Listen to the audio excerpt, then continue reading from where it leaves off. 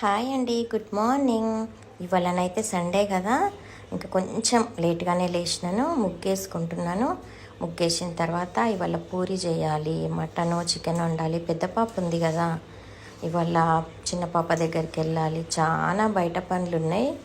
బయట పనులు అయితే చాలా ఉన్నాయి. ఇంకా సరుకులు కూడా తెచ్చుకునేది ఉంది. వెళ్తానో లేదో తెలియదు కానీ వెళ్ళాలి అనుకుంటున్నాను.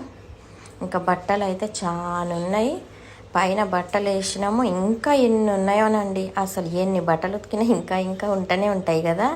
మీ ఇంట్లో ఇవాళ ఏం వంటలు చేస్తున్నారు? సండే కదా, హ్యాపీ సండే. ఓకే అండి, లైక్ చేయండి, షేర్ చేయండి, సబ్స్క్రైబ్ చేయండి. బాయ్ అండి.